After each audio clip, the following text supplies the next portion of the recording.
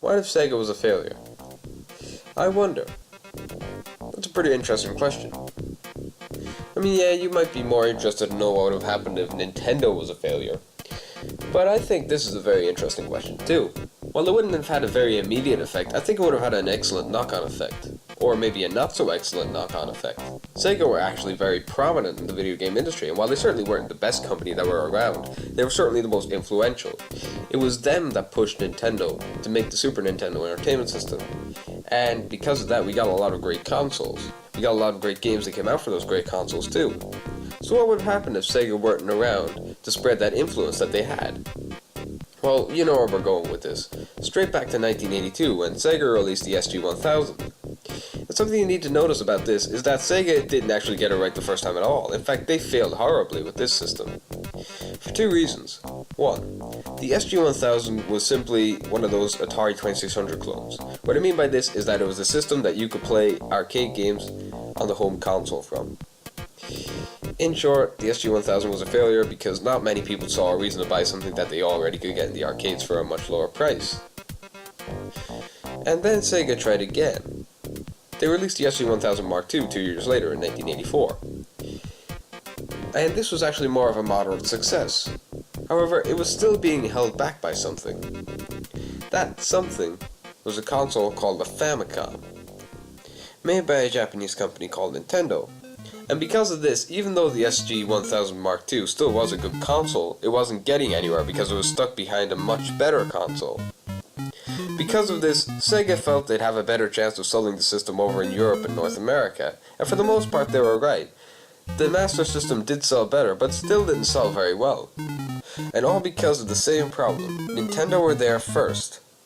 So already we're starting to notice that Sega usually don't get it right.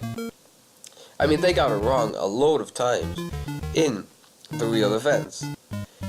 The Game Gear was definitely inferior to the Game Boy, and even though many people look back on it as a good console, it certainly was nowhere near as good as the Game Boy. The Sega Saturn was also a failure, and the add-ons that were released for the Sega Mega Drive were also pretty bad. However, Sega did get it right sometimes, but nowhere near the amount of times they got it wrong. The Sega Dreamcast, the Sega Master System, which I haven't shown, and the Sega Mega Drive all were successes, and Sonic the Hedgehog was one of the most iconic characters in video game history. So Sega are very prone to making mistakes, and that's all we need to have them do in the altered events. Make a simple mistake. In our real events, the Sega Master System was a European and American port of the SG-1000 Mark II. So all we do is we need to have Sega realize that there's an opening in the US market in 1984, just after the video game crash in 1983.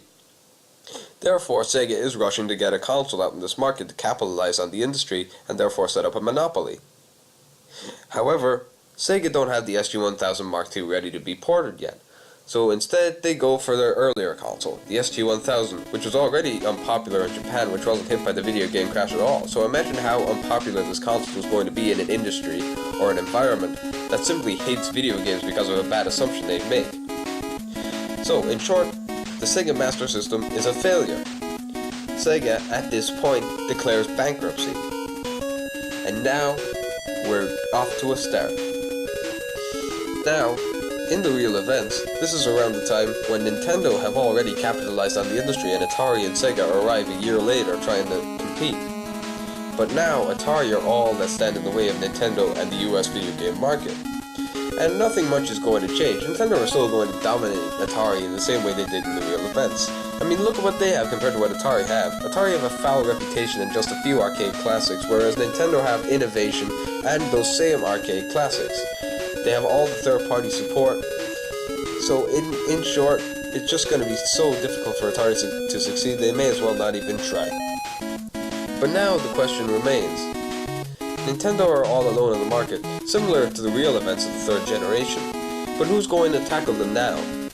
Of course, we all know that in the real events, it was Sega that were able to take Nintendo down. Briefly, anyway.